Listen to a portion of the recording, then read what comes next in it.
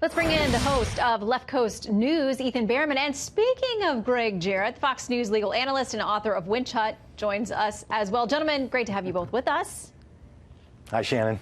Good to be here. So in speaking about what's going on in the Hill with respect to impeachment, Andrew McCarthy, who's going to be on the show a little bit later, wrote a piece talking about this secrecy that's going on. He says they refuse to vote, Democrats, hide behind closed doors, withhold key documents and testimony, and provide their media friends with selectively skewed leaks. It is the Russian, quote, collusion phantasm 2.0.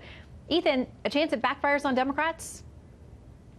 Well, there's always a chance if they don't get the evidence together and get the votes together to actually come to the full vote on the House floor. But I know that's what Speaker Pelosi is busy doing, and that's why this is a grand jury style beginning to the process, which is not done in public, which is not subject to cross-examination. That's what will happen on the House floor when we come to a full impeachment. But I have much greater confidence that the Democrats have their facts together in this case, and they're just shoring that up through this process. Well, and Greg, that at least in part does not include sharing what they have so far with the vast majority of House members.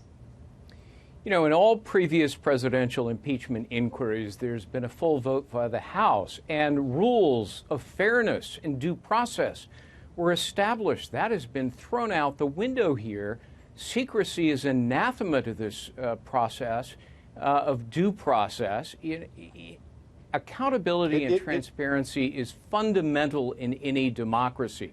And what we're not seeing it here. Witnesses are being threatened with obstruction if they don't appear, being told they can't bring counsel. Americans are left in the dark. Republicans are deprived of their right to call witnesses under subpoena. This is not a fair process. It's a violation and an affront to the constitutional principle of due process. And the Supreme Court has said due process applies to congressional investigations. That includes congressional impeachment inquiries. Well, and I want to read something that's a bit of a caution coming from spectator.org. Under their headline, Trump will win in 2020 because of impeachment.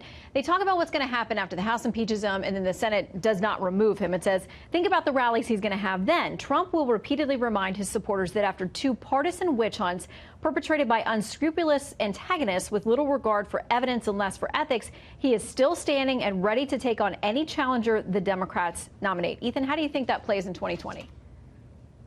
I just totally disagree, and history is a great precedent for that. I mean, look, George Bush won in the year 2000 after the Republicans went through their witch hunt against Bill Clinton, where Whitewater didn't reveal anything. However, a one-word lie under oath is what they based their vote on in the House of Representatives. So I don't agree with that assessment at all. However, I would like to add, in this case, we have overwhelming evidence, unlike Bill Clinton, that goes on and on and on, and numerous allegations and connections with foreign powers, which, remember, unlike what some of the president's defenders say, when you go back to the Constitutional Convention, it doesn't have to be an actual crime under federal law to impeach. There are many other aspects of this and the way the president has been operating that will lead to this impeachment. This is exactly what the framers feared, that a party, an opposing party, would seek to remove a president based on partisan reasons. Read Federalist 65, Alexander Hamilton.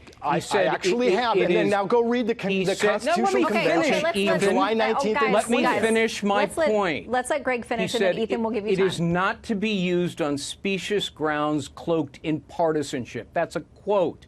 And that's exactly what this is all about.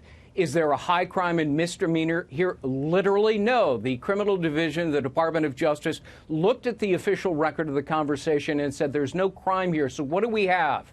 This amorphous concept of abuse of power, nowhere in the Constitution, and no fixed meaning. That is fundamentally wrong. So, Ethan, is it better for the Democrats to take away some of these arguments from the White House, from the president, from Republicans, by opening this thing up? If the evidence is so overwhelming against the president, why not? And the testimony is so bad for him, why not open it up so that everybody can have a look at what's going on? Yeah, when the investigation is complete, that's exactly what will happen in the House hearings. I would also add that we have things like the emoluments clause. I didn't see President Trump sell off his peanut farm like all previous presidents have done. He's exposed himself time and time again. And then the statement just made now about this server in Ukraine is monumentally failed in the context of how you even investigate information security with computers. I actually have a background in that. All I need is the IP address to know where that is. This president has done this to himself.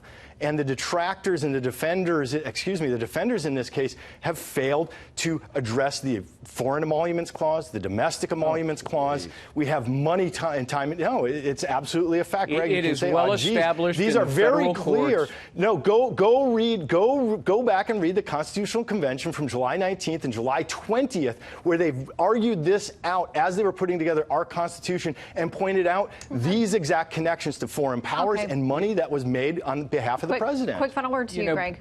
Bringing up emoluments is just a sign of desperation. It's a silly argument. The federal courts have said emoluments don't apply to pre-existing businesses. If it were otherwise, the first 5 presidents of the United States would have been thrown out of office based on emoluments. I've written extensively about it. It's a silly argument to make. Well, I do keep the Federalist Papers on my shelf in my office. And before we have you two back on, I'm going to have to flip through it, get some of my own excerpts spring up. In the meantime, Ethan and Greg, thank you both very much. Sure. Thanks, Shannon.